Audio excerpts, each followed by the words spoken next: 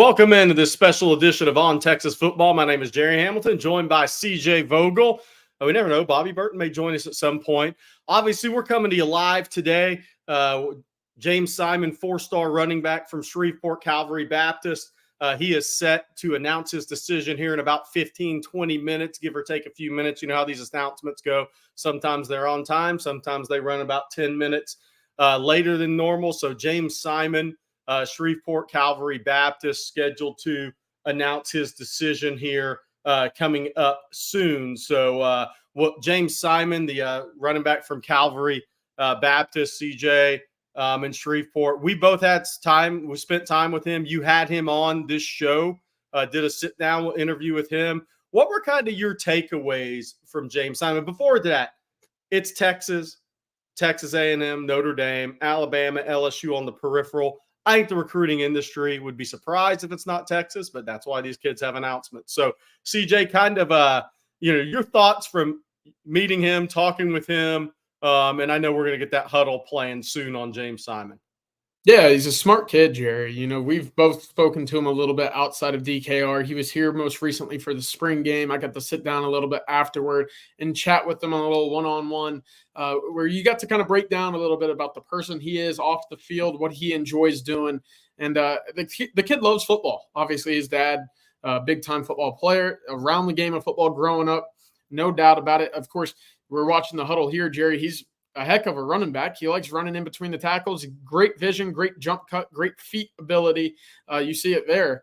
But one thing I really took away from that conversation with James Simon is he's a running back by trade. That is his position, right? But he looks to impact the game in a number of other ways that might not just be running between the tackles or, necessarily just toting the rock. He's looking at it as how can I impact the game, whether it be from a pass blocking perspective, how can I help my teammates in terms of knowing the plays, lining up correctly, being a good leader. He spoke to me about wanting to be a big time guy out of the backfield as well, because he knows in Tashard Choice and Steve Sarkisian offense, that's very important. And so that was really encouraging to hear that, yes, of course, he is a running back. He likes going through the tackles. That's where he'll be most utilized at the next level.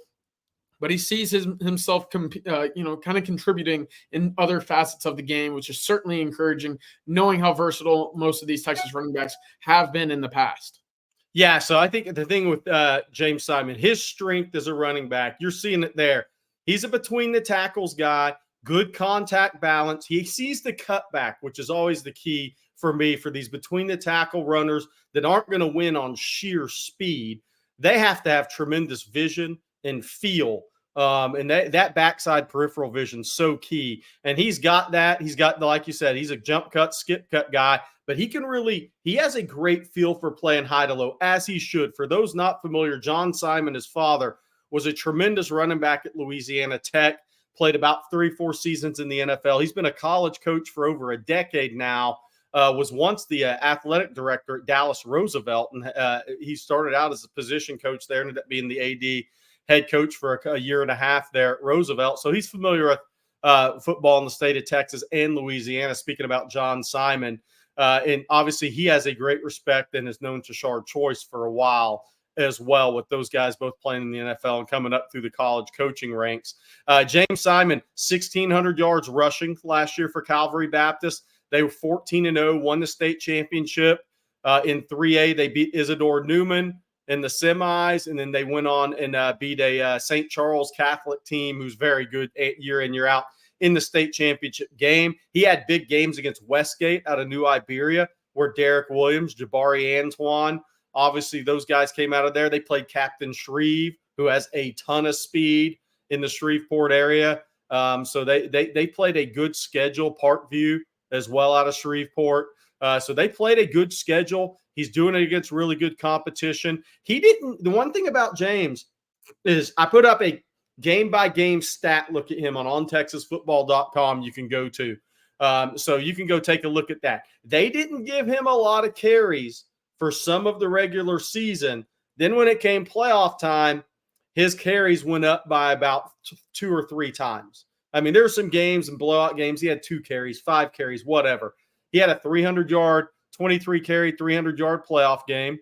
and he was had some big games, especially 191 yards, I believe, in the state championship game. So Jackson Kimball's what time we're expecting a decision here in the next 10, 15 minutes, right in that area code.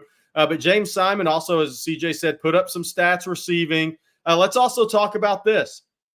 If James Simmons were to pick Texas, and again, Texas, Notre Dame, Texas A&M, the top three, Alabama, LSU on that peripheral. LSU took 2 running backs before the spring game ended in their class. But if James Simon goes the way of Texas, CJ, that's a second running back in the class, and they're different backs. They would be different backs. Ricky Stewart, obviously the first running back commitment in this class. It would fall in line with what Steve Sarkisian says. They don't really want to take 2 running backs with the same skill set in the same class.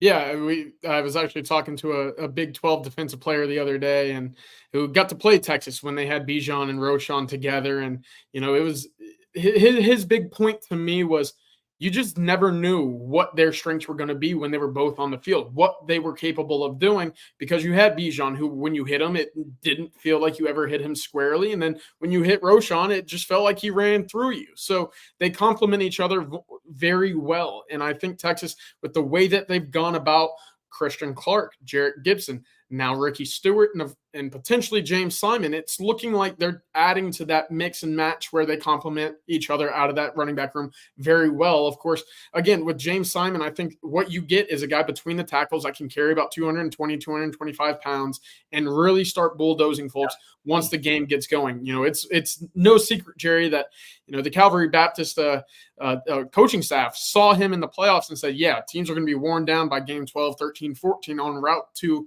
a state championship title. We're going to use James as that guy that just bullies people. And that worked off, right?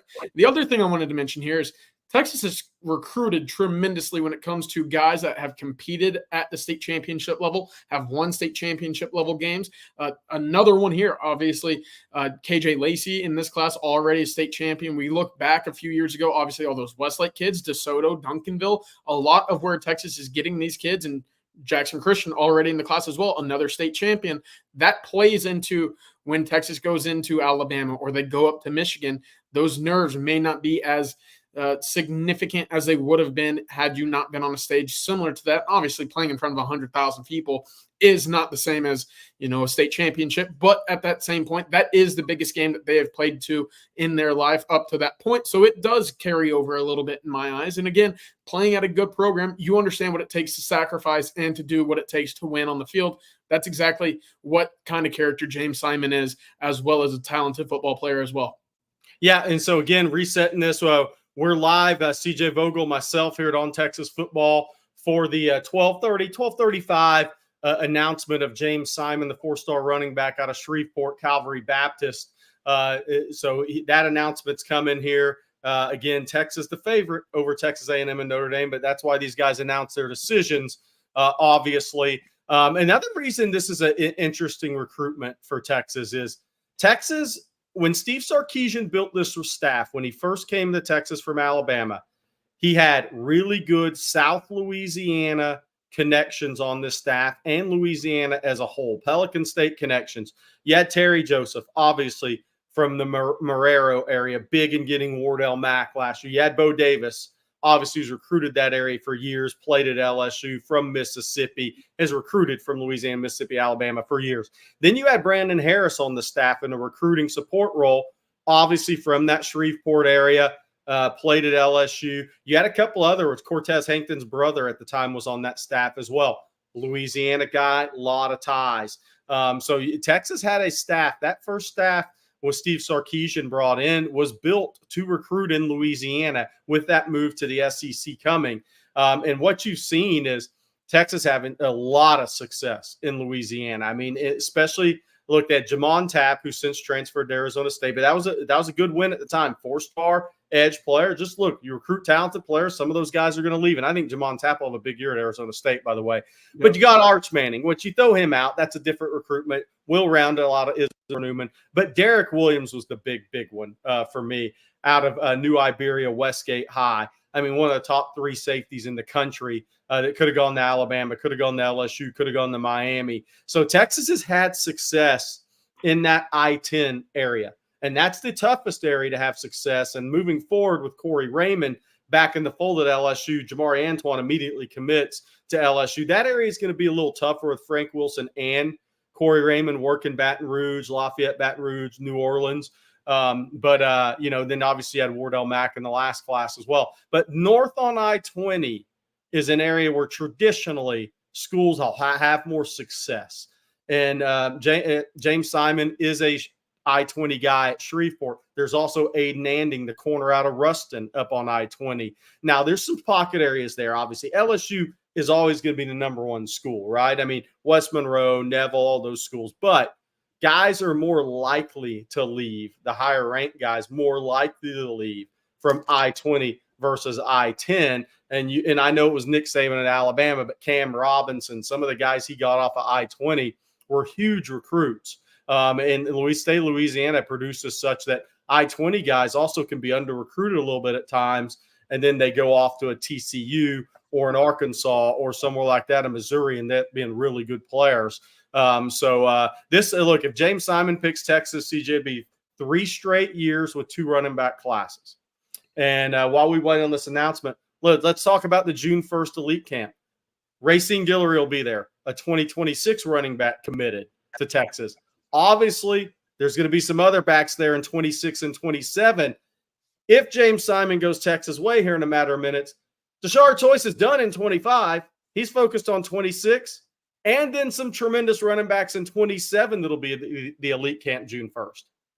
Yeah, I mean, I think Racine Guillory already having his name in the 26 class for Texas is big. He's a very talented running back. He's one of those guys where you look at and you see Jaden Blue, right? You know, when you talk about molds and kind of the skill sets that these guys have complemented each other on so far in the Texas running back room, Racine Guillory, I mean, he's a true speed guy. He's a one cut and go. He's a home run waiting to happen, similarly to what we've seen over the past year and a half or so with Jaden Blue and his development. Yeah. And then you look at the other names that are scheduled to come in: Tredarian Ball out of Texas High, KJ Edwards out of East Texas. And Isaiah Young's an interesting one to me. He's out of the San Marcos area, has started to really see his recruitment grow over the last 2 months or so.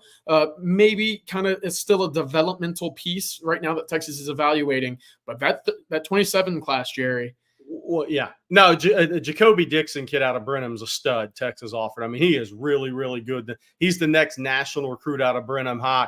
The interesting thing with the San Marcos kid, and they've got 4 Power 5 guys in that 26 class. They all had to play JV football because of UIL ruling. So those guys, now they have a linebacker that maybe he can go just about anywhere when his junior tape gets out on Huddle this year. But those kids, the colleges like them a lot, right? They've been through the CM. They're just kind of waiting to see them put it on the board on varsity tape this year. That San Marcos group of young kids is really good. We won't get into the, I think, BS ruling that they got from the UIL because so much goes on. But those kids like Isaiah Young, the linebacker's a stud, the receiver's really good, the quarterback's probably a Power 5 guy. They've got 4 guys that can really go. And now you're just waiting on that varsity Huddle tape and these camp performances that can really accelerate these guys' recruitments headed into the season. So Lonnie Adams says, hook 'em, guys. So thanks, everybody. I mean, we're 1,300 people plus joining in. So thank you very much for that. Again, I'll reset this. We have more people joining in by the second here. We're here for the 12:30 announcement in that area code of James Simon, the 4-star running back out of Shreveport Calvary Baptist. After that commitment takes place, Texas expected over A&M, Notre Dame, LSU, Alabama on the peripheral. We'll see. Kids have to announce their decisions, right? All I say is our whole industry would be wrong if it wasn't Texas. It's happened before. We'll see what happens. But after that, we're going to take all your questions. We're going to have some fun. We're going to watch some videos of some 26 guys. So how about some 25 receivers? We're going to watch some videos, take all your questions. We're going to turn this into about an hour recruiting breakdown here after James Simon lets everybody know what he's going to do. So again, Gerry Hamilton, CJ Vogel here.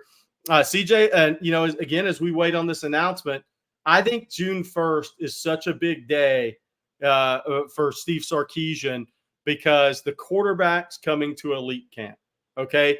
I spoke with Dia Bell last night. He gets in late Friday night. He's actually still in school. Troy Hoon leaves Friday morning. They get in Friday afternoon. Those are the two guys that have offers from Texas. Diabell, American Heritage. There's a great interview with him on Texas Football I did when I was at American Heritage 2.5 weeks ago. Then Troy Huhn. Obviously, we've both seen him out of San Marcos, Mission Hills there in Southern California. But then a couple of 3 other guys coming in to throw for Sarkisian, right? We think 26, Troy and Dia, or where one California, one Florida. We think those are where this quarterback will come from in the 26 class. But Jaden O'Neal's coming in from Narbonne. Then there's 2 or 3 other guys from Texas who A.J. Milwee went to see in May coming in as well. Yeah, the one kid from Texas that I think might be able to cause some noise in this one is Jake Fett out of El Paso. He's Del Valley High School in El Paso. I was able to see him at the Elite 11 at Austin Westlake High School a couple weeks ago, and I thought he had the liveliest arm. Maybe not the most accurate guy. Maybe that's still yet to come truly in his development. But this was a guy who was at the camp or at the Elite 11 with Keelan Russell, with KJ Lacey, a guy who was competing with a couple guys that were in the older age group than what he is at the moment. And I thought that ball just left his hand a little differently. And right now I talked to him after the camp and I said, hey, like, what's going on in your recruitment right now? He goes, I'm hoping Coach Milby stops by in the spring. It sounds like he did. He will be down here for the June 1st Elite Camp. But it was TCU and it was Texas Tech, the 2 schools that were really on him early in that recruitment. He said he loves the Texas Tech staff. It's far and away the closest to El Paso up the panhandle up there. But TCU also making things interesting. So those are the 2 schools looking out early for Jake Fett. We'll see if Texas makes a move with him, if he kind of gets into the fold a little bit as well, because it does sound like, Gerry, with those 2 quarterbacks from Florida and now California, Texas will be going out of state with either Troy Huhn or Diabell. Yeah, and look, so just so people know there, as we get ready for this James Simon announcement, A.J. Milwee was at American Heritage May 20th to watch Diabell throw in person, take the video, send it off to Sark one last time.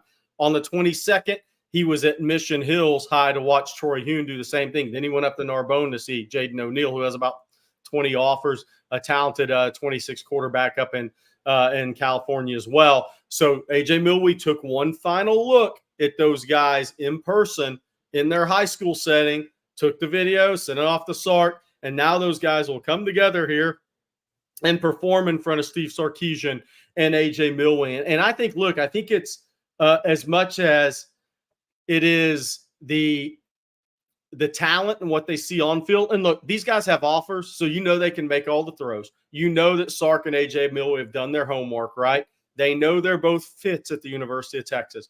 What it's going to come down to is watching them interact with the other guys, right?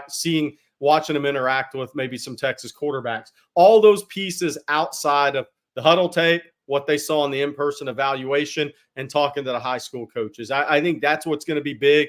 Both those guys were on campus with Troy Huhn. He's coming with his mom this weekend.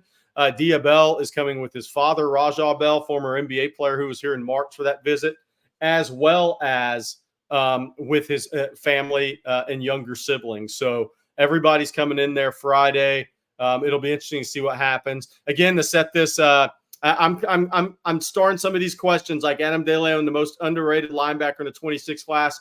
We're gonna get into some of that stuff. Fred Bowie, I see another top 5 class for Texas. I think 2025 we're headed that direction. We'll talk about that in a little bit as well. So we will see here on that recruiting class, and we're gonna get into a lot of that here coming up after James Simon announces his decision. So Gerry, it sounds like that On3 broadcast just began for James Simon, so we should not have to be waiting a whole lot longer. They're kind of building it up, it looks like, at the moment, of course, kind of leading into what James will do here. Again, I think Texas is in a good spot coming in here. You see the hats on the table: A&M, Notre Dame, LSU, Alabama, and, of course, Texas. Yeah, we see those hats on the table. We'll see what he announces here. Look, I think we'd all be surprised if it's not Texas, but that's why these guys announce. And look, I think the one thing about James Simon too, from seeing him in person, he's 5'11", 195-ish right now. He's going to carry 215-ish pounds. His lower body's ahead of his upper body development, which is the case for a lot of these running backs and young kids, right? There aren't many guys built like Jarrett Gibson at that age.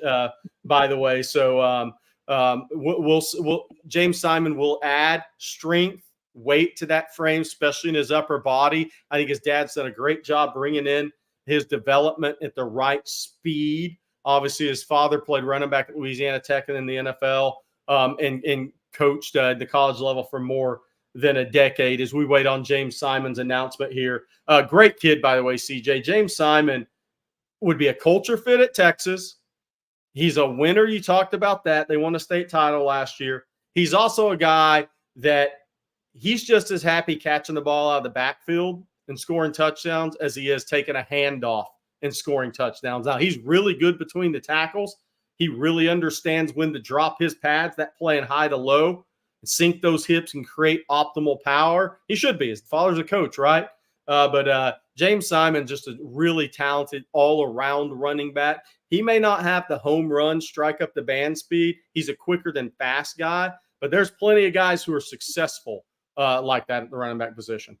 Yeah, definitely. And again, you have to complement what's in the room already. In Texas, already having a couple of guys that can get the ball and go. James Simon is a guy that you can rely on late in games to kind of wear teams down, kind of run out clocks. We saw Texas run out a 7-minute plus clock against Alabama on the road, and how important that was. Of course, it looks like that offensive line will always be a strength with the way that Kyle Flood is recruiting at the moment, the way that they're developing, and the way that the depth has been able to build up over the last few years. So that's the key right there. Of course, finding those difference makers with the ball in their hand, with Ricky Stewart already in the class. It just makes sense to me that this is a good complementary piece should he again pick the Texas Longhorns.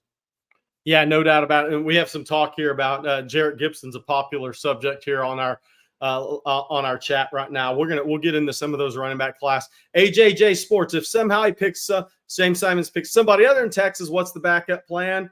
Well, we're getting ready for that announcement right now. I think everybody would be surprised by that. So here we go, Gerry. Yeah, we're about to get the announcement to see where James Simon is headed. And no, I do not think he's just committed to Texas. It's done. He just committed to Texas. As expected, James Simon commits to the University of Texas. So there's your answer. 2 running back class once again. And let's talk about, again, James Simon as a player. 1,600 yards rushing as a junior. He played 7 games as a freshman on varsity, 12 as a sophomore, then 14 with that run to the state championship as a junior. Commits to the University of Texas over Texas A&M, Notre Dame, Alabama, LSU on the peripheral. But it was really those 3 teams. Took a visit up to Notre Dame, I believe in January. It may have been in early March. But he was up at Notre Dame. He was on campus at A&M. He was on campus at Texas.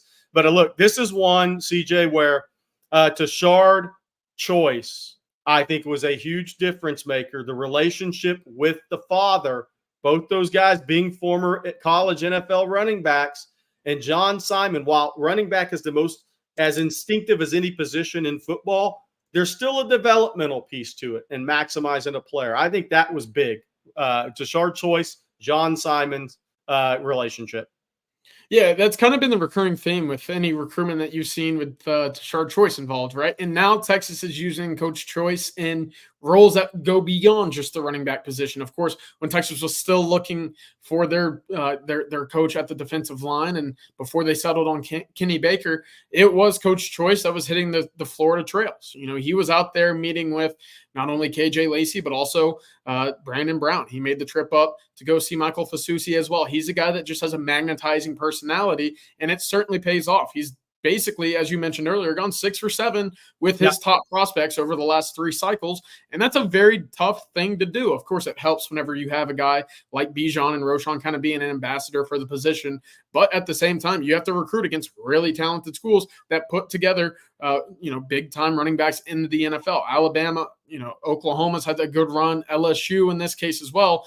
This is a very successful run for Tashard Choice. And it, again, with 26 and 27s coming in for the June 1st elite camp, it doesn't look like it's going to slow down anytime soon because of what he's been able to do in terms of development, putting these guys into the league. And, of course, as we mentioned just a bit ago, that relationship that he's able to do by sitting across from someone and just saying, hey, you can come in, trust me, I will get you to where you want to go. I'm really excited because hey, I thought Stan Drayton did a great job at this, and now it looks like Tashard Choice is picking up and not even, having any second thoughts about where things are and where his recruiting is going at that position. All right, a little comment here. How many highs do we have left after we got the Coleman brothers and Simon going public? I'll give you there's one or two out there. There's still one or two out there. There was 4 or 5 before those 3 guys went public. So, yeah, that's kind of where things are at. And Living Rent Free said, yes, he said he gave a stat. Yes, that is 100% true. Look, I mean, the reality of that is he only had one official visit scheduled. That was Gerry, Texas, June 21st through 23rd. He had not scheduled another official visit since we talked to him at the spring game on April 20th. Yeah, I was saying that spring game, he was down there. Obviously, we both talked to him, and he shared a little bit about what he liked about that offense, what he liked about Texas. But right after that, about 4 days after that spring game, it was Tashard Choice making the trip out to Shreveport to see him again. Yep. And that talks about that relationship. It talks about the person that Coach Choice is and how highly they viewed James Simon because, hey, you just saw him. You just hosted him on campus. Go see other guys. Go see a 26, 27. Get a head start there. Coach Choice said, no, I got to go make sure my guy's locked in. We got to go celebrate a little bit and make sure that this is the piece that we have in the class. Of course, it pays off here with the commitment to Texas, but also it shows a little bit about that dedication that Tashard Choice has when it comes to getting his guys in the class.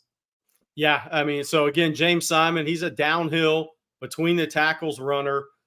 He's a guy that he's going to excel in the pass game as well. Natural pass catcher, not going to be a long run guy. He's not explosive fast. He's a quicker than fast guy that's going to maximize yards in between the tackles. Does a good job creating power on contact. He's going to be a run maximizer out to 20, 25 yards at the college level. He's not going to have a big chunk yardage type of guy in the run game in the SEC. I'm talking about in that level competition. Really good all-around player, though. Good complement, good fit in the system. And look, as we talk about all the time, and especially moving into the SEC now, that ability to run the ball, that inside zone, that run the ball in between the tackles is really big in Steve Sarkisian's offense because it helps open up all that vertical, horizontal passing game and really makes the motion go, all the pre-snap stuff go. That threat to be able to run the ball downhill in between the tackles is big, and that's what James Simon is. Ricky Stewart is more the speed slasher of this class. James Stewart is a guy that's the jump cuts, the skip cuts. He has strong legs and hips. He'll run through arm tackles. But again, between the tackles is his strength. Not going to be a guy that strikes up the band from long distance at the next level. Gerry, what do you think about this comment here from Living Rent Free in UT? Is Simon, do you see that run style very similar to Jonathan Brooks? Yeah, there is some controlled running, if that makes sense. There's some patience and control. That run there kind of looked like a Jay Brooks run. Get outside, get upfield. Some patience and control there is what I would say. He presses the hole, but he's still patient. I think the thing he does almost best is he understands how to play. Well, he has the jump cut and the skip cut in the hole to get to the second level. But what he understands is playing high to low so well. The guys that can really play high to low create that optimal power on contact.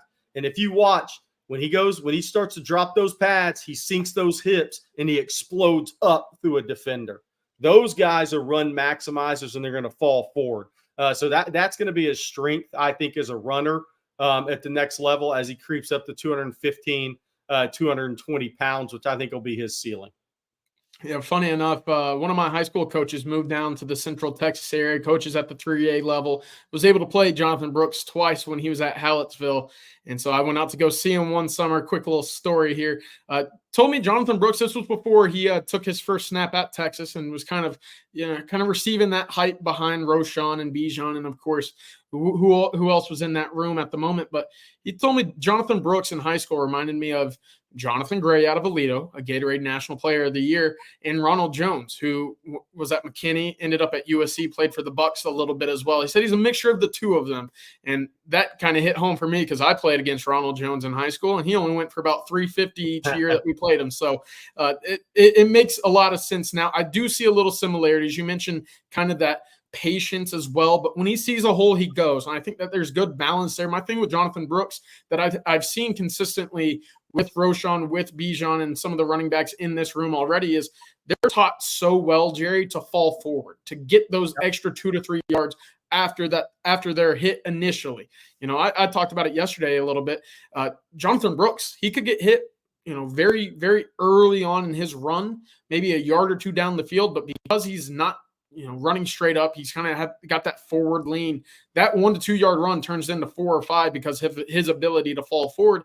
And I think you'll see that a little bit more with the progression and development in James Simons' game because of that way that his lower body is constructed at the moment. Of course, with his frame, you do expect him to carry about 220 pounds or so. That's a bowling ball at 5'10", 5'11", that you can roll forward with a little bit. Yeah, so again, we'll reset the show here. This is On Texas Football special. We're going to turn into recruiting breakdown. All your questions we'll take. We're about to start playing some videos. We're going to look at the Corey and Moore. We're going to look at Jamie French. We're going to look at Khalif Lockett. We're going to have some fun with this. We may look at Kellan Johnson. Then I want us all to take a look at John Turntine. So bring those questions as well. We have 2,400 people online, growing quickly. CJ and I are here to answer all your questions. Justin Yarborough, thanks for the super chat. This is funny. I actually got a text from Jackson Blackwell 5 minutes before we went on air. I haven't had a chance to respond to that yet. If Jackson Blackwell's offered and Texas takes 4DLs, would he be that developmental guy in the class 3 class you spoke about? After watching this tape, I'm a fan. After seeing him in person, I'm a fan. Here's what just happened with Jackson Blackwell. I put out earlier in the week that or maybe late last week, I don't know, time's running, it's all running together right now, that he was scheduled to be at the Texas Big Man Camp June 8th. He texted me right before we came on live here and said he's not going to be at that Texas camp. He got an offer from Kansas State yesterday, and they want him to come officially visit that 7th through 9th weekend. So, Texas, if Jackson Blackwell ends up being a guy for them, it's probably going to have to be a senior eval. Kenny Baker went to Lorena High, watched him work out, and Jackson Blackwell's impressive now. He can play over the ball, very impressive athlete. Squatted 700 pounds in the state powerlifting meet. A kid that works really, really hard and understands how important explosiveness is. He's 6'2", probably about 305 right now. But he will not be at that camp now because Kansas State jumped in with an offer, and he scheduled the official visit, as he should do. If you go where you're offered, get your official visits in. If something happens later with an A&M or Texas, then you cross that bridge when you come to it. But he's got Texas Tech, he's got Baylor, he's got Kansas State visits. He's been, I think he's been to TCU already. So he's been to Arizona. Dwayne Aquina was by the school. Arizona loves him. So go to where you have the offers. Go make those official visits. Gerry, I got to tip my cap to you because you kind of called that, right? You said once these coaches will get a closer look on him, they'll get him out to campus. You'll see those bigger offers come. Maybe we expected that to come a little bit in June with camps coming up, but to your point, Kansas State pulled the trigger, get him out there and maybe get a head start on what could be a late blooming recruitment that we've seen over the past couple of years. And then on D-line, it's interesting, and this may lead us into another talk before we get to all the 5-star receivers and Kellan Johnson, the 4-stud receivers that we want to talk about. But here's the thing. I talked to Chase Sims from Richmond Randall yesterday. He doesn't have a Texas visit set up in June. So Texas, Kenny Baker, again, they went by. Texas took a look at him in May. Didn't schedule an official. He's got A&M. He's got Texas Tech. He's already been to SMU. He has one other one. So maybe Texas feels pretty good about some of the D linemen they're in on. I mean, I think that's the key. And I've said all along, and I'm going to remain the same on this. You got to keep Brandon Brown committed, obviously. Then you have Josiah Sharma. You have Myron Charles. You have Kevin Wynn. And you have Zion Williams. Texas needs to win 2 of those 4, keep Brandon Brown committed. And that's 3 really good defensive linemen in the class, no matter how that thing shakes out, if they can get that done. Then if you take a 4th guy as a developmental guy, Texas could still bring in Derry Norris from Spruce Creek, who I'm very high on. He would be my developmental guy. Kenny Baker was out to see him. Then you have DJ Sanders, who's scheduled to come in for an official visit in late June. He's definitely a developmental guy. I think needs some time. So it'll be interesting to see. But those top 5, 6 guys, they got to find a way to get 3 of those guys in this class. If they do, then they're playing with house money with their developmental guy or 4th, or maybe you wait till his senior year and see if somebody else, like The Texas went around and looked at some other guys. It's not really out publicly yet that are committed to some other schools. So maybe senior film reveals something that they want to move on. Jackson Blackwell, some of those guys could be that. Is Gerry visiting? As of 3 days ago, he had not scheduled an official a visit, but I'll check in with him again Thursday, Friday to see if Texas has scheduled him for an official visit. Gerry, John, who on that defensive line, real quick? Yeah. Who on that defensive line would you consider to be the crown jewel of the class? Whether it be Brandon Brown already in the fold, or someone Texas is fighting to get an official with, or already scheduled and maybe still has to fight to earn a commitment?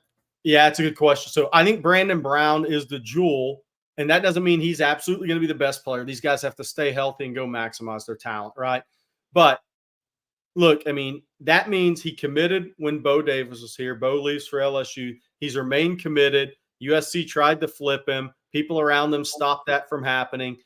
He would be the one, because now if Texas were to lose out on him after June visits, he's at LSU this weekend. He's at Tennessee. He comes to Texas the 14th through 16th, and I think there's a chance A&M replaces USC as the last official visit. If he went through the process and then backed out, he's going to LSU or A&M. So that's not the one you want to lose. So Brandon Brown, aside from the talent, is the jewel of the class. I'll say this: Kevin Wynn, tremendous prospect, I think, over the ball. Zion Williams, very good over the ball prospect. I think Wynn has more three tech, kind of that match between it can play three tech and can play over the ball. I think Zion's pretty much an over the ball guy, an A gap player, maybe plays in the B some, as Texas doesn't play over the A gap a lot. But then I love Josiah Sharma, CJ. I love Josiah Sharma out of Folsom. And you want to know when a lineman is really, really talented. If you just follow the stuff and you haven't seen a guy in person, and I'm talking for the fans out there, Kalen DeBoer had Josiah Sharma committed at Washington. Kalen DeBoer pretty much knows what he's talking about, right? 104-12, wins everywhere he goes. He goes to Alabama. Josiah Sharma, they've got him on campus 3 times. He's probably one of the top 2 at the top of their board in the entire country. You know how many D linemen there are from Texas, Louisiana, Mississippi, Alabama, Florida, Georgia, South Carolina? They're all over the place. And the fact that DeBoer and that staff think this guy is still the guy, that tells you how good Josiah Sharma is. That tells you what his upside's like. Josiah Sharma is a big-time player as well. Here's Josiah Sharma. Now, this is at Indercrum in Sacramento his junior year. And look at that quickness at 6'4", 305, guys. That's a little different now. And he's now at Folsom, the power school up north in California. How do you end up at Folsom? You dominate Folsom. That's how it ends up. There you go right there. But this guy is 6'4", 315 now. So quick, so naturally strong, powerful, 80-inch wingspan, 10-inch hands. He's got all those measurables. But even look at him here. This is what young defensive linemen a lot of times they don't kind of fully understand until they get to the next level. Shoulder pads, when their shoulder pads are above their butt, their first move is a little more straight up. We talk about playing high. Wait until guys like this is like the number one part of development. Wait until they start to get their ass above their shoulders consistently, and you see the type of get off and quickness and initial movement power skills these guys have. And he's one of those guys who is quick, athletic, and as he is and impressive as he is, technique-wise, he's still got work to do. Folsom will help him this year, but wait until he puts it all together now. This guy's got, dare I say, a little Sean Rogers capability in him. I mean, he's going to be a big frame guy. He's going to be 6'4", 330, 6'4.5", 330, and he's going to be a penetrator, a guy that gets in the backfield and is a disruptive player. So if you want a stupid comp from me, Sean Rogers. Sean Rogers wasn't that big coming out of high school, but Sean Rogers was a similar athlete at over 300 pounds. And then Sean got up to about 335 and then 350. So we'll see what Sharma looks like at 315 this year as a senior. But that's a similar frame, maybe some similar upside I see there. He's a stud now, and that's Alabama, that's Texas, and it's maybe Oregon for him. Interesting. Well, those back 2 weekends of the month of June, the June 14th and June 21st weekend, will both be big for the defensive line recruiting. Of course, that's when you see all of them coming in for official visits. That first weekend, just to recap it a little bit, Brandon Brown, Kevin Wynn, Myron Charles. And then that week right after, you have Zion Williams, DJ Sanders, and of course, Josiah Sharma actually coming in that first week as well, June 7th through 9th. So we'll have all of that here updated. Of course, the month of June, only a few sleeps away. We'll get that going. Of course, June, the elite camp, June 1st, kind of takes, front edge there. But moving forward, Gerry, I want to get into some of those big official visits. Who's amongst the group that you're looking at right now that if Texas really knocks out an official visit, they could be making quite a jump in that recruitment compared to where they currently sit at the moment? Yeah, so I look at the receiver position. Now, I think that's a little different from what you said. I think linebacker is that, and it's the California kids, right? It's Matea committed to USC. It's Madden Ferramo from San Juan Capistrano. Look, Elijah Barnes, stud linebacker, top 100 guy in the country at Skyline. I think he's underrated even nationally. Okay. Then you have Riley Pettijohn, top 75 type guy, top 50 kid in the country. We think he's a Texas lean from McKinney, right? If Texas closed out Pettijohn and got one of those two Cali guys, that linebacker class is absolutely hellacious. I mean, that linebacker class you can put up against any linebacker class Texas has signed. Now, they had the 5-man class a couple of years ago, but I'm talking if Texas gets 3 of those 4 guys, the high end at that linebacker class is ridiculous. So I really look at that linebacker position because it's Johnny Nanson's first class. We talk about D-line so much, Kenny Baker's first class, but this is Johnny Nanson's first class at Texas. He's going to recruit a little different linebacker than what Texas had previous to Nanson, combined with the move to the SEC. A little bit longer levered guys, but the video on both the Cali kids, maybe we get to that in a little bit later in the show. They're stud. Elijah Barnes, stud. Riley Pettijohn, stud. I mean, the linebackers visiting Texas are really, really high-end guys. So Johnny Nanson's putting in the work. Jonathan Cunningham from North Crowley would be another guy in the mix. He's visiting June 14th as well, which we have as a 4-star on Texas football. His upside will take him there. But wide receivers, I know everybody wants to ask about wide receivers, man. Let's talk about it. Let's start with DeCorian Moore, Matthew. I don't know who we have. Whoever you have on Huddle bringing up, and our producer Matthew is the best in the business. So whoever he's bringing up, there he is. All right, DeCorian Moore. If you haven't seen this guy, this DeCorian Moore fella is from a town called Duncanville, Texas. They got a few good guys. Anybody good out of Duncanville before, Gerry? 35, 40 Division I players. I might take it up to 40 soon. But here's DeCorian Moore, and I wish Rod Babers was on here because Rod Babers would say, that's Joey Galloway. That's the acceleration he has. But look, decommitted from LSU. It's going to be Texas, Ohio State, or Oregon for him. I know LSU's still being talked about. How many times are guys going to commit back? I just don't see it. I think Texas is in a pretty good spot here. Elite acceleration. We were on this show talking last year, and I just kept saying, CJ, he's the best receiver in the state, regardless of classification. I don't care. Micah Hudson, good player. Bryant Wesco, good player. Doesn't matter. This guy was the guy in the state of Texas, and he's still the guy in the state of Texas at wide receiver, and I don't even think it was close last year. I don't think it's close this year. I think the guy's different. He moves different when you see him in person. He's a physical guy at 5'11", 175.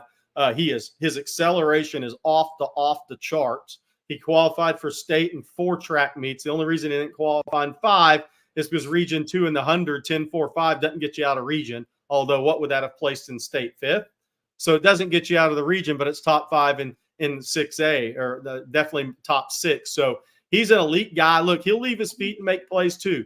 He's not just a catch and run receiver. He's a catch and run receiver and a run and catch receiver. So he fills out, he checks all the boxes. If you haven't seen the interview I did with him at Duncanville High, about a 12-minute interview last week, go watch it. It's not so much about who he's considering. It's about him. He talks about himself as a player, what makes him tick, kind of some of his goals in football, kind of growing up in sports, all those things. So you get to know DeCorian Moore a little bit, CJ. But look, as Burn Orange Horn says, DeCorian Moore and Ryan Williams and a class of their own. What are your thoughts on Decorian Moore before we move on to Jamie French?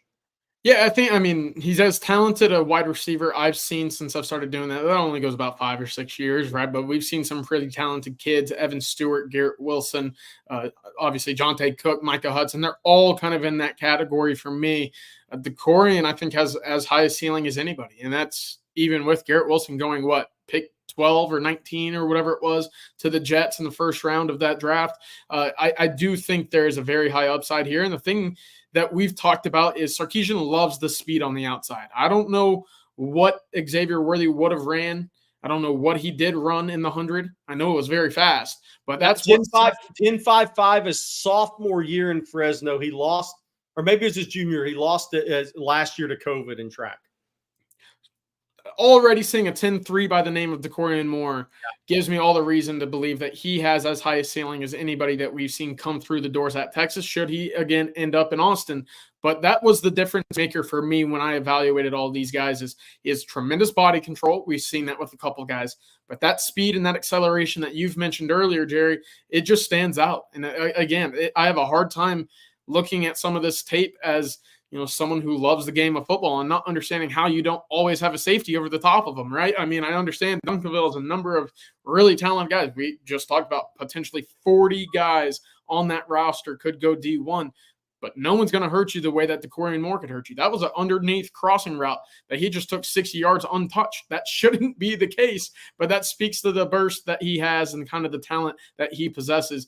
Again, that great ball tracking there. You don't see that all too often at the high school level. That's something that you develop later on as you catch more and more and more passes.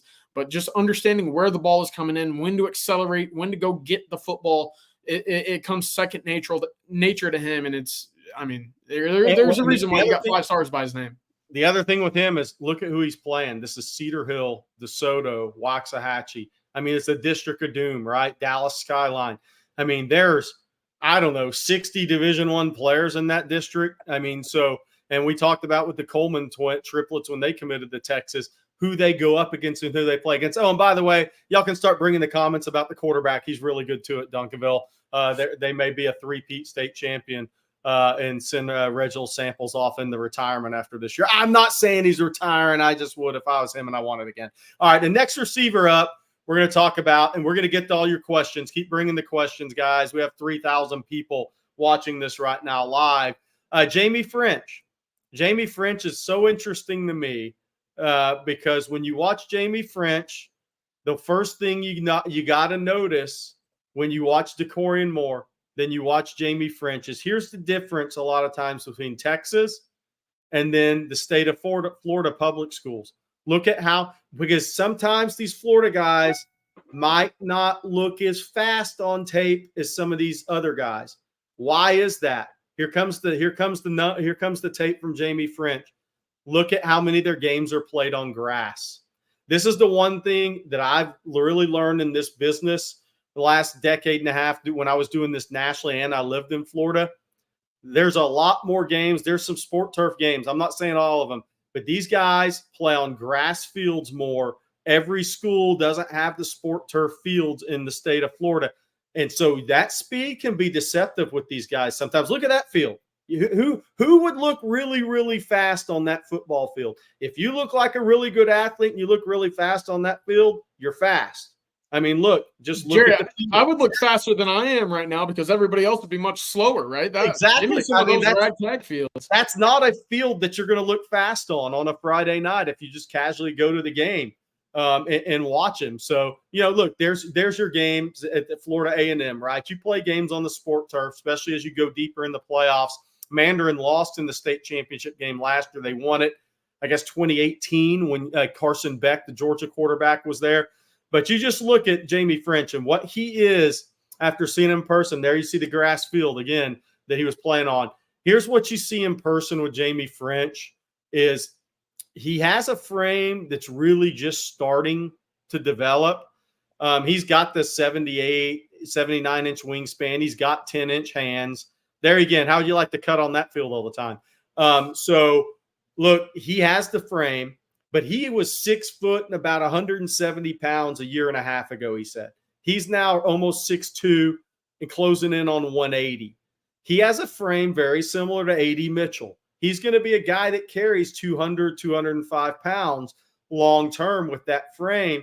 His lower body's ahead of his upper body. Really good release there, right, CJ? That's one of the things I like about French, too, is it's almost like I don't care what he runs in the 40 right now. He has great body control, and he's a really good release guy against press coverage. Yeah, there are times where you see some of these larger wide receivers maybe not be all that smooth out of cuts. Maybe it takes them some time to get used to the length and how their body quickly grows on them, right? That's something that you see every now and then. To me, it looks like Jamie French has been 6'2" for multiple years, right? He has the understanding of what his body can do, how to manipulate his body and rotate it so that he doesn't get hit.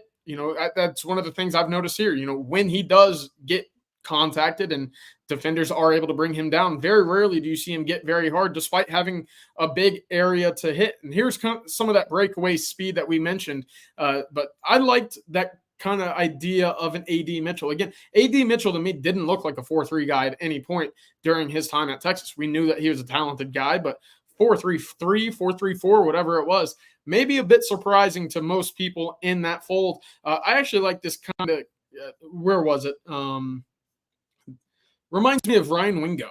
What do you think of that? Because, again, similar builds. Ryan Wingo has that elite track speed. I think what you see a little bit here is the acceleration on the side of French, maybe having a bit of a higher tick, but that body control and going up and getting the football, I think Wingo has a little bit more of that in him. Again, not saying French doesn't have that. He's a 5-star guy, but Ryan Wingo's whole body control kind of separate late in his routes a little bit later than what we see French do right off the release. I mean, that's just tremendous right there. By the way, the funniest thing about that comment, if we can bring that back up, Horn 7 went with the capital W, second W in Wingo. If you did that on purpose, that's genius, like Jamie French. That's very funny. Good job there. So I think he's got that elite body control, right? I mean, I think Ryan Wingo has that elite body control. The one thing that's hard, Ryan Wingo was a 10.55 guy, right? His junior year. That's the thing that makes that tough for me. I think A.D. Mitchell is a comparison right now for me with Jamie French. And I think Jamie French is farther along. I think he's got tremendous hands. I think he catches the way maybe more consistently, naturally extended from his body than A.D. Mitchell did at a young age, and even through college some. Steve Smith talked about that a little bit in one of the videos he did about A.D. Mitchell prior to the draft. But I think French is he's got such good body control. I think he's going to be a really good double move receiver too. I think that's one of the things that stands out about French. As far as his recruitment, look, I think Texas is headed into June's the favorite, right? I know there's talk about LSU. I still think Tennessee, Miami is going to be the competition, and LSU's in it. I'm not saying they're not. Ohio State, he's going to commit. He told me when I was there he's going to commit in August. I think he's confirmed that this week that he's going to commit mid-late August. We'll see if that date fluctuates any. So I'm going to go visit Ohio State during the season. Colin Simmons didn't end up going back and visiting LSU after he committed. So I think the decision will be made in August, and it'll be a final decision barring something wild. Let's also talk about, and 5 Adam is a big fan. Hey, look, I'm keeping this in the memory bank. Look, I like that he's calling a shot. I also like that he said he reminded him of Jerry Jeudy. There's some similar movement skills there with Jerry Jeudy. Good call, 5 Adam. I saw Jerry Jeudy, and I'm not going to get into that story, but I went once when I am going to get in that story while we pull up the Khalil Lockett video. And by the way, 3,000 plus people on here. Thank you very much for joining in. CJ Vogel, Jerry Hamilton. We're going to keep having fun here for about 20 more minutes. But I once went to Monarch High School, CJ, in South Florida. And there were 3 receivers on a field in high school practice, and the grass was about 4 inches high. It was Calvin Ridley, and Jerry Jeudy. And they didn't have anybody that could really throw them the ball at a high level. And I walked away from that field. I remember texting, I was at ESPN at the time, texting Tom Lugabill, Billy Tucker, and Craig Hart, the guys I work with. I said, dude, you wouldn't believe what I just saw. I mean, that's like 3 NFL receivers on the practice field in South Florida. And they didn't really have anybody that could get on the ball consistently. Now they ended up transferring over to Deerfield Beach. The Ridleys, Jerry Jeudy did, and Kevin Ridley did. And the rest is history. But in Deerfield had some really good teams. But all three of those guys just going back to back to back in reps in high school, you just were like, wow, okay, this is real talent now. Jerry, They're competing against each other for every play, every rep. You talk about not having any quarterbacks to get them the ball. Why on earth would you want to be a cornerback at that school as well? They just played wide receiver. They'd rather be fifth in line at wide receiver than cover. But that was amazing to see those three future NFL draft picks, 2 first-rounders, taking reps on that field. That, I mean, the grass was high. It just was like kind of what you see in South Florida sometimes. All right, we're going to talk about Kellan Lockett now. And then we're going to get to Kellan Johnson last. I think these 4 guys, receivers, are extremely high, and I don't care where Kellan Johnson's ranked. I think it's too low. But Kellan Lockett out of Saxe High, they're Garland ISD. He has as good a body control, I think, as anybody in the class. He also, CJ, when I was there at Saxe earlier this spring, he has the biggest hands I've ever seen on a 6'1.5", 6'2" receiver, 11-inch hands. I mean, I thought Bobon's hand. I thought I was shaking Bobon's hand. I was like, this is incredible. And he kind of laughed. I was like, that's the biggest hand I've ever seen on a 6'2", 6'1.5", 6'2" receiver. But you watch Kellan Lockett, he has got tremendous body control. I mean, you can't teach his body control and his balance. I think those are his strengths as a player, as a receiver prospect. And he has a big catch radius, probably 79, 80-inch wingspan. He's not the blazer that's necessarily going to run by people, but what he's going to do is if the ball's in his area code, he's going to come down with it, or he's going to fight as hard as he can to come down with it. And he's got a frame similar to Jamie French. He's just getting started. Yeah, you hear the term 50-50 ball, and with this guy, it's not really a 50-50 ball. You hear that every now and then with Kellan Lockett. That's absolutely the case, and we've seen it time and time again so far on his film. Again, just having the coordination on that play alone to see that ball be batted up, come down with it, and take it to the crib. To me, Jerry, this is the ultimate throw him outside, and you have a weapon that teams have to shift the safety over to because of his deep playability, his ability to beat one-on-one coverage with his body alone without necessarily needing a specific route combination or anything along the lines of that. That was a good double move as well. Yeah. He's got good speed for his size, but to your point, I shook his hand too right outside the April 6th visit day. And you're like, where did my hand go? It swallowed it up. It was impressive stuff. And, that's one of the big things, if you're a wide receiver, your job is to get open. It is to catch the football. The larger the hands, the better opportunity that you more likely than not have to bring down a ball. So that's big for me. And again, having watched a little bit of Kellan Lockett and then having seen some teammates tape as well, just to see what it was like with him not as the primary focus, you don't see him necessarily take a whole lot of plays off. He's a guy that gets active after it. When the ball's not going his way, you see him, not really dropping passes, which is huge. And I think Texas last year bit a little bit, maybe later in the year by some drops, but I don't think that's going to be a big problem with a Kellan Lockett. All right. Well, somebody's saying, what time is the announcement? That's all we were on this live stream initially. James Simon, 4-star running back. You're watching Kellan Lockett's highlights here. James Simon, 4-star running back out of Shreveport Calvary Baptist, committed to Texas about 12:35, 12:37 p.m. there. Another 4-star commitment for the Texas Longhorns recruiting class. Really sets up some good momentum headed into these June official visits. Obviously, a lot of official visitors, a lot of targets of Texas, which we'll have a story on ontexasfootball.com tomorrow. A lot of targets for Texas will be officially visiting somewhere this weekend. May 31st, June 2nd is the first, like Georgia, huge weekend. There's some big recruiting weekends. Some people like to get going right out of the gate. Sark, as we know, is a long game guy. He's June 14th, 16th, 21st, 23rd. Texas won't have to start their official visitors till the 7th through 9th. 6 guys coming in that weekend, including Dorian Brew, Caleb Chester, Caleb Edwards, the tight end, Josiah Sharma, who we've talked about. So they have a few visitors the 7th through 9th, but the 14th through 16th, 21st through 23rd is really where this Texas class is going to take shape. Ryan Nelson, let's see. Jamie guarantees that 3 5-star receiver that's better than 10% chance. I think it's better than 10% chance. I don't think it's as high a chance as some people want it to be. But I think it's always going to be less likely than more likely until it happens to me. I know it's getting hyped up a lot right now, but look, I had a person tell me if 2 of these guys commit to Texas, then the third one becomes a little more iffy because somebody could go big on an NIL deal. And it was talking about a specific one. Maybe the circle's like, hey, hold on, let's tap the brakes on this a little bit. So there's a lot of things that go on other than what's being said publicly, something to remember there. And then there's a 4th receiver that he's visited, Kellan Johnson. You want to talk about speed, quickness, explosiveness. Kellan Johnson at Hitchcock will be visiting the 14th through 16th. Obviously, Sarkisian's been through that school in January. Kelshawn's been on campus a number of times.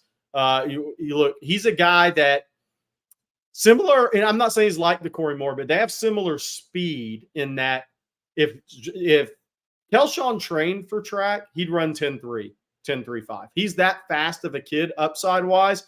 He plays at a smaller school, so he goes from football to basketball, where they've won back-to-back state titles. So when you win state title in Texas basketball, you don't get on the track until mid-March, right? So he doesn't get started in track as much, and he really chose football this year, this spring.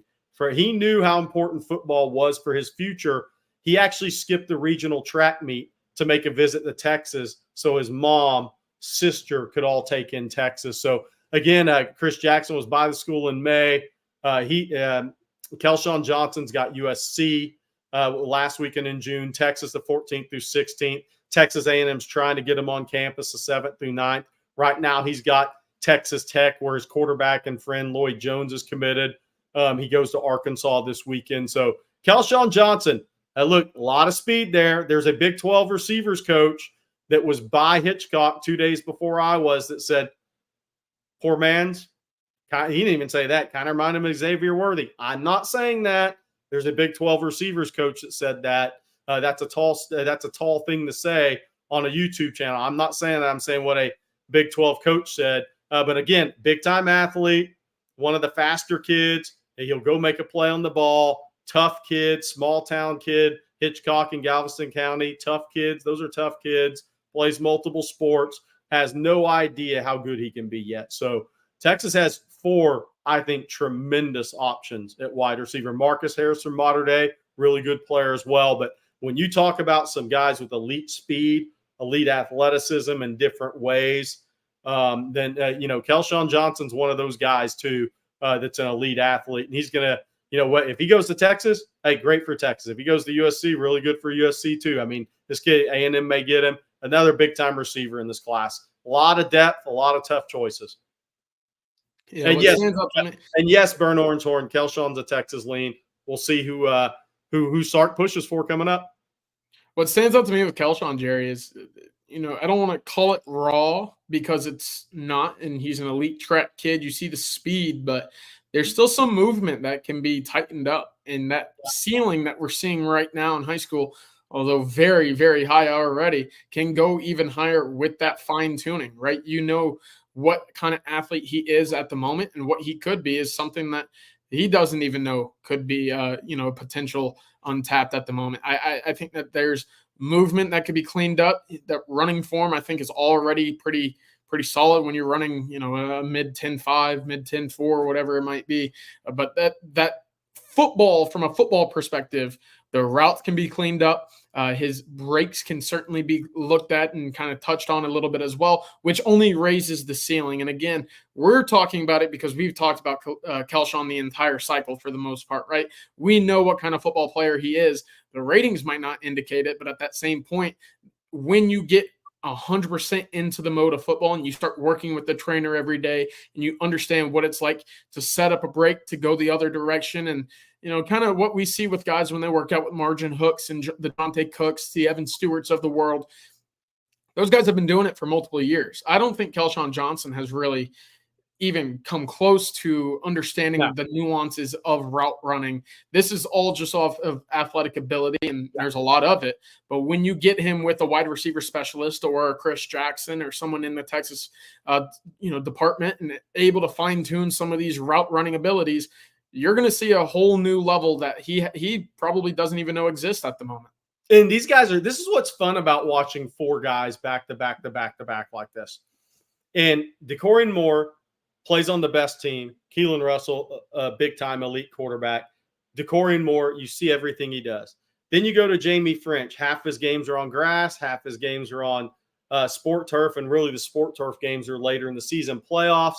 So you get to see these guys in different settings, right? Then you see Khalil Lockett. You see that great body control. Maybe, and when you compare him to DeCorian Moore and Jamie French, okay, he's not quite as score touchdown fast, vertical speed, strike up the band fast. Then you get to a kid like Kellan Johnson, and you say, okay, what's different about him? He plays offense and defense the whole game. So he's probably tired more, right? All these guys are so different in a smaller town kid that plays multiple sports that doesn't necessarily train the same way some of the guys in DFW train. And that's what makes this business fun. It's what makes the job of evaluating these guys for the college coaches difficult as well. Kellan reminds me of a South Florida kid that I've covered for so many years, that he's really raw talented. He has no idea how good he can be. He's not even close to being there. It's not his fault. He plays 3 sports. He helps Hitchcock win a lot of games, 2 state basketball championships, right, which they'll celebrate for 40 years in Hitchcock. But it's interesting to watch all these guys back to back and kind of see their differences and see where they come from and how that's different as well, because that's us kind of having fun with all 3,500 plus you guys having some fun. It's like we're all sitting together in a coach's office watching film, talking about it. That's where this business is fun. That's where this is fun for all you guys that love recruiting stuff. And by the way, Ryan Nelson, how's Fasusi looking? I think he stays in state at the end of the day, CJ. I think Oklahoma's in it. He's visiting Missouri this weekend. Texas gets the last visit, June 21st through 23rd. I think Texas probably slight favorite. A&M's got a lot of pressure on them to have a bang-up offensive line class. We've been talking about it. They're going to push as hard as they can on Fasusi. I think we both have kind of talked about Oklahoma kind of wonders at the end of the day if they'll be that school. I think they may have the same feeling we do. It may come down to 2 in-state schools at the end of the day. Not saying it can't change. Yeah, Oklahoma, to me, I feel like has lost some steam in this one. I think they were a big player going on early. He made a few trips to Norman. He likes Bill Beatonball. But at that same point, I think Oklahoma might be just a little bit limited in what they can provide, what they might be able to offer, and, of course, where they might be able to have an advantage over Texas and Texas A&M. I don't think that's going to be a case for them to stick in this race very long. I do think this is a recruitment that sticks close to home, Texas A&M, Texas, as those 2 schools for me. For Texas, I do think the big thing there is his relationship with Kyle Flood. Of course, he was able to sit down with Kyle Flood for kind of like an in-home, if you will, earlier at Louisville. He was able to sit down with the family as well. Sit down, I believe Tashard Choice was there as well, maybe Jeff Banks, but the Texas staff brought a lot of key pieces for that recruitment, and they were able to make a big impression on what is the state's top offensive lineman here. What's going to be interesting, Gerry, is what kind of trickle-down effect does this have on a John Turntime, if there is one? But at the moment, right now, I like Texas's chances here. I think A&M is that number 2 school. I think it is a 2-team race at the moment. We'll see, of course, later on if anybody else does get involved. But Oklahoma, for my money's worth, is not going to be a big factor in this race moving on into the official visits. So, and again, this is what's fun about 3,600 of you guys. And I love everybody coming in. Ricky Stewart reminds me of JJ. I love these comparisons. I love when all you guys bring y'all's opinions in. This is so much fun I'm having with all you guys. I can't tell you how much fun this is. Now, Michael Fasusi, a guy we watch. Okay, what's different about Fasusi?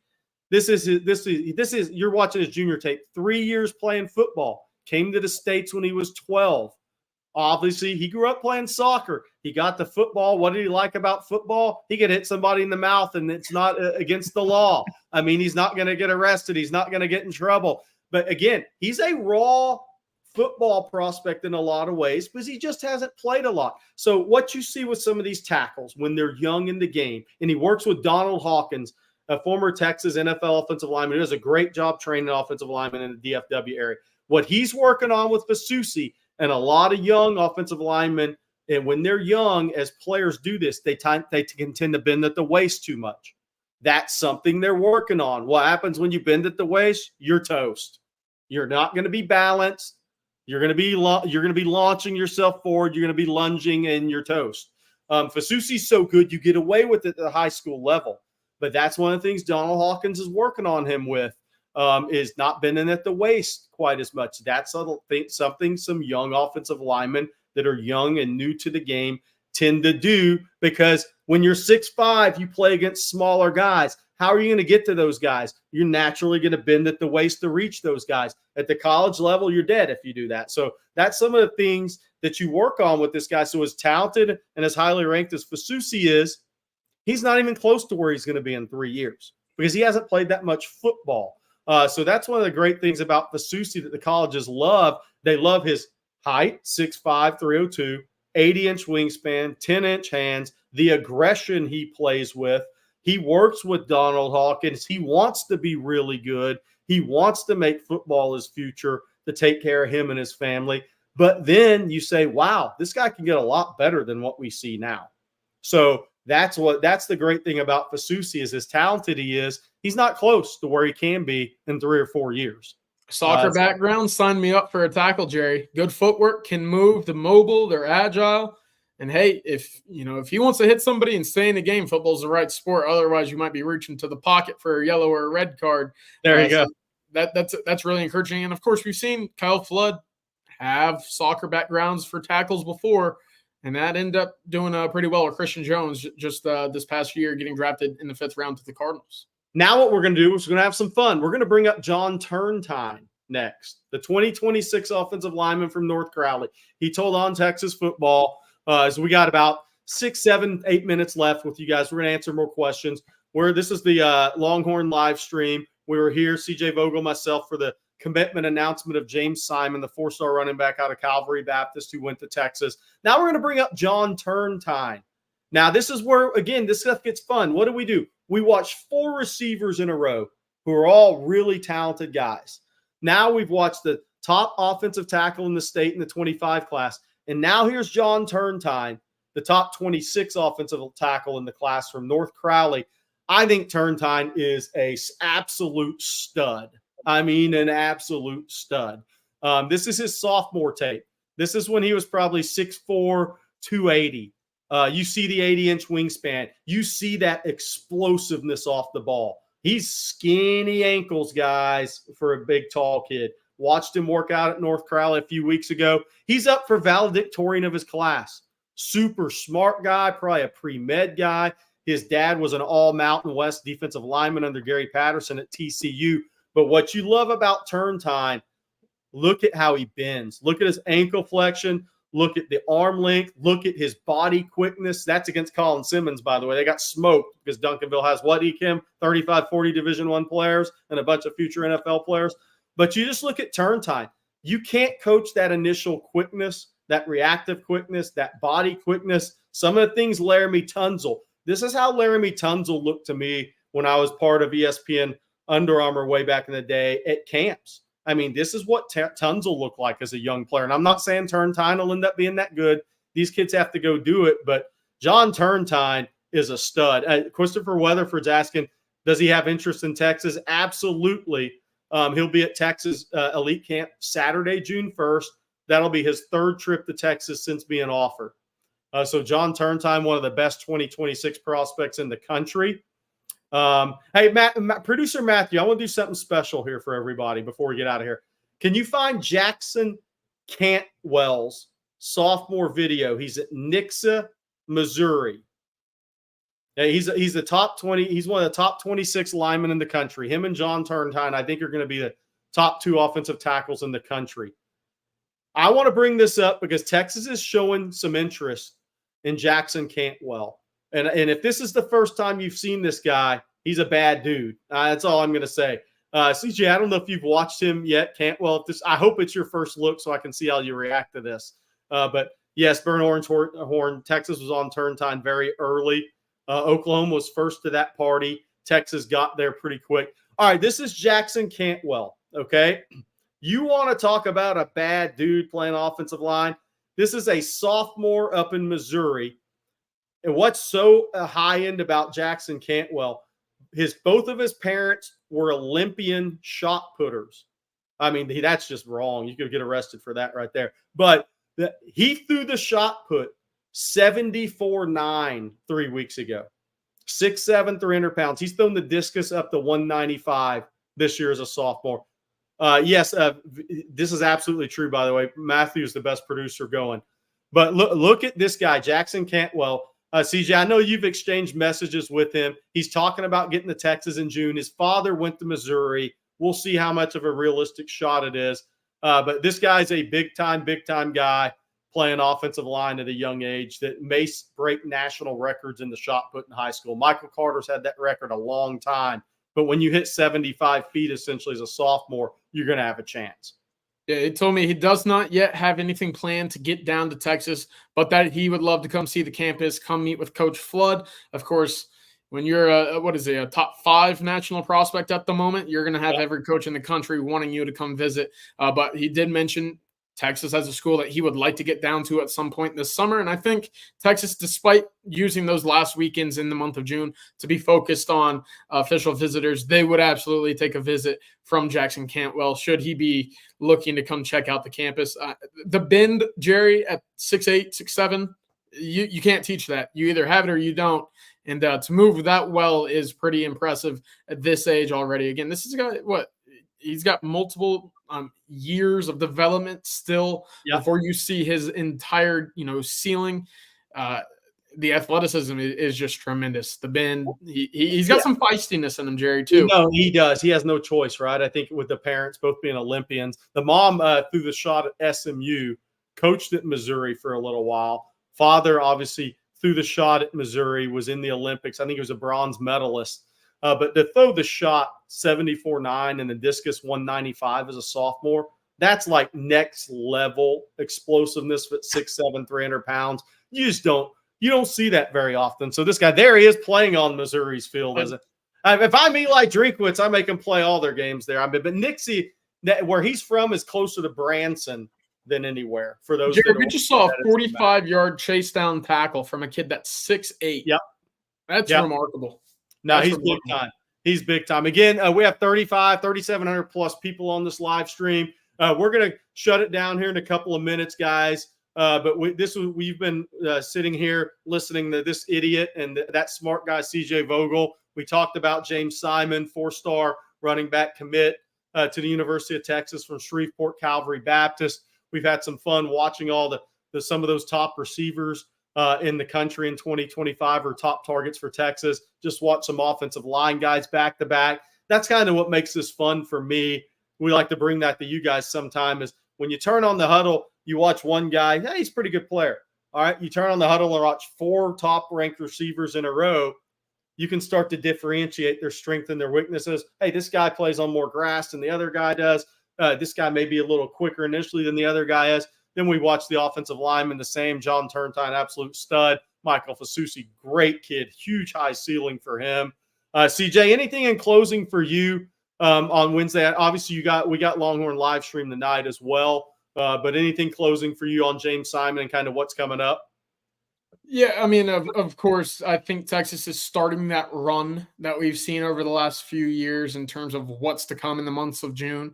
We've seen it time and time again, whether it be Arch Manning committing June 16th, June 19th, and then seeing a slew of recruits come in. I think the last 2 cycles, I forget which was which, but there's been 13 and then 11 commitments ranging from the beginning of June to about the middle of July. And I think you'll start to see that again, maybe a little bit earlier this year. Of course, you talk about Jackson Christian, the Coleman brothers, and now James Simon here. There's 4 or 5 guys already in the fold. If you continue that on into the month of June, you could very well see that number reach to about 12, 13, 14 before 4th of July and before the end of before the beginning of August even.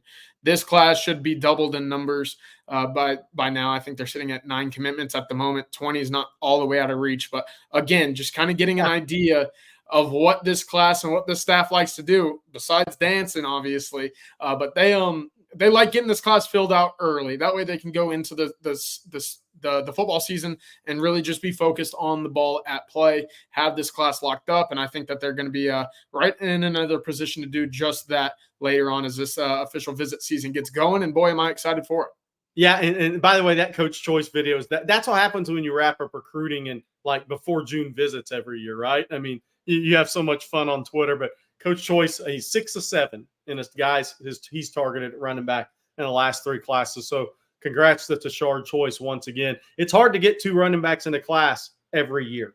Eventually, somebody's going to say, "Hold on now, these guys are losing more than you're losing." So it's hard to go 6 of 7. So that's a pretty high hit rate at one position. I don't care how few guys you recruit.